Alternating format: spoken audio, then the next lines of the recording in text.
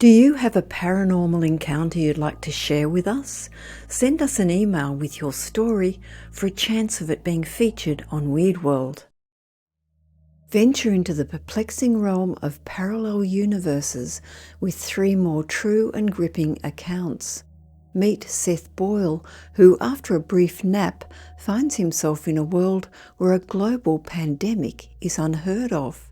Phoebe Donovan, whose lucid dreams offer glimpses into similar yet distinct alternate lives, and Clarissa Stone, whose deep sleep propels her into a version of her home where she's unrecognizably out of place.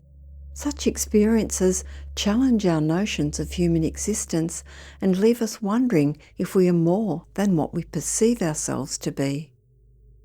A dinner with strangers. One evening in 2021 at around 9 p.m, Seth Boyle asked his mother when dinner would be ready. She told him it would be a little while longer and that she'd let him know when it was time. Seth retreated to his room and began savouring the final piece of chocolate he had. Just 15 minutes later, a wave of drowsiness hit him. Consequently, he decided to have a quick 10-minute nap before it was time to eat. When the clock hit 9:45 p.m, his mother's voice called up to him to eat.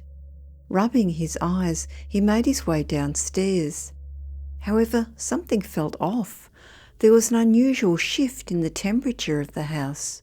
Shrugging off the change, he approached the dining table.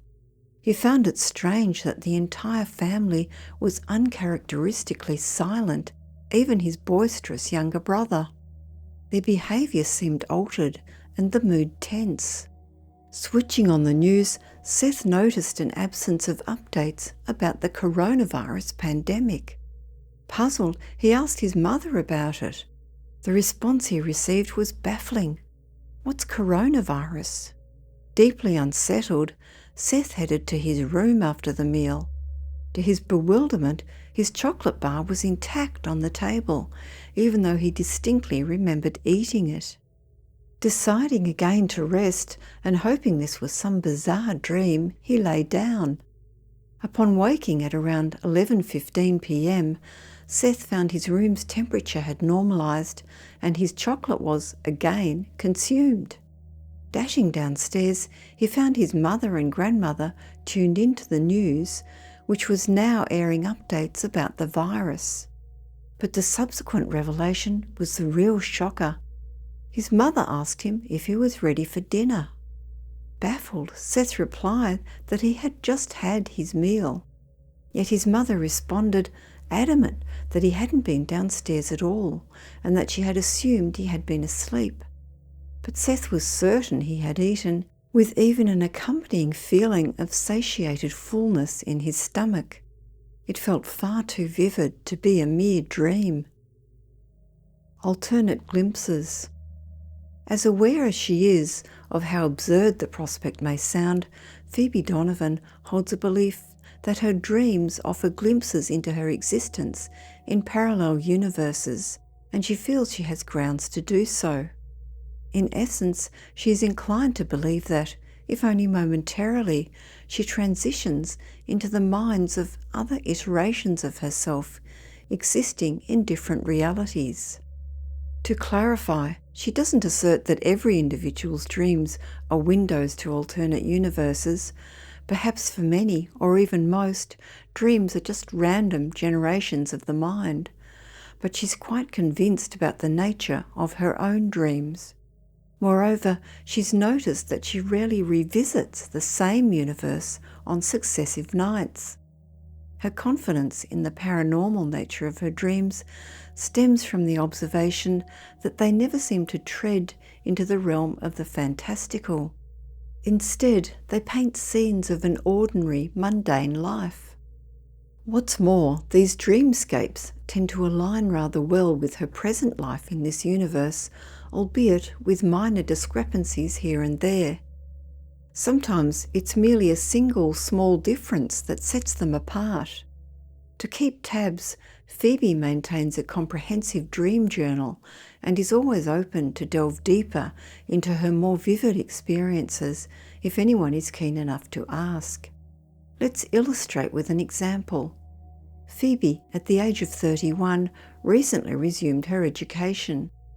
Given her age, this return to school was no small feat.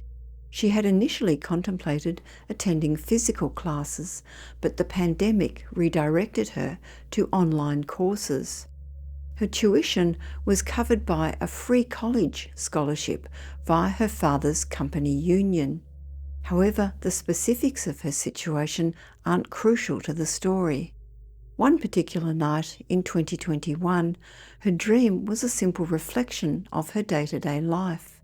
She took a shower, looked for milk in her fridge, and, upon discovering she was out, headed out to purchase some.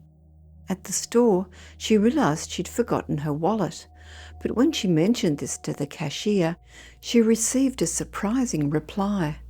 "Aren't you on a free scholarship?"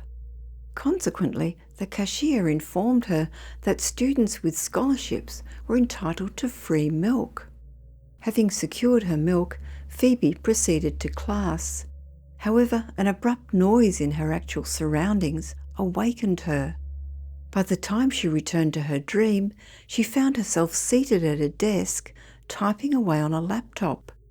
Curiously, it was as if the flow of events in this reality had continued while she was awake. Also amusing was the fact that in this alternate life, Phoebe was attending in-person classes. Being a lucid dreamer, she possesses considerable control over her actions and words in the dream state, but interestingly finds herself unable to influence the behaviour or speech of others. This limited influence was what initially hinted to her that these might not be conventional lucid dreams. Compelled by her real-world experiences, the dream version of Phoebe asked a classmate about the pandemic, especially noting the absence of masks. This question garnered perplexed looks, as if she'd uttered something outrageous. Even Phoebe, in her dream state, pondered over the strangeness of her question, perhaps suggesting a potential conflict of minds between her consciousness in this universe and the one in her dream. On another note, there are instances where Phoebe experiences gaps in time. Although she remains certain of her own sanity, she often wonders if these episodes are examples of other versions of herself entering into her life through their dreams. Could these alternate versions of herself from other universes perhaps be momentarily experiencing her reality, just as she delves into theirs? She remains speculative and open. Parallel perceptions. Clarissa Stone had always been open to the plausibility of paranormal phenomena. While she'd been receptive to the possibility of encountering parallel universes and other paranormal events, she hadn't delved into these matters as deeply as others. However, her belief in things of this nature was never firm, primarily because she had never experienced such phenomena personally. But all that changed one fateful day. Settling in for a nap on her couch, Clarissa succumbed to an unusually deep sleep. For someone who was generally a light sleeper, this profound loss of external sensation felt strange. Despite being asleep, she had an acute awareness of her body's weight, as if submerged under a vast expanse of sand. Awakening from this unsettling state, she found herself still on her familiar couch and in her apartment, but a number of things were off. The kitchen was noticeably bigger. There were 3 bedrooms instead of her 1-bedroom setup, and her porch was slightly larger. What truly jarred her was the view from her apartment. It overlooked a parking lot, contrasting with her actual apartment that faced a forested area. Another bewildering realization dawned upon her. She was not in her familiar Midwest hometown. A gut feeling told her she was somewhere in the South, perhaps Georgia. Rising from the couch, a peculiar haziness enveloped Clarissa's mind. It felt as if she were caught in a disorienting mix of intoxication agitation, and heightened alertness. As she ambled around, a growing awareness crept over her that she was in unfamiliar territory. Peering out from her living room window, she spotted someone working over a barbecue and distinctly recognised her father's voice.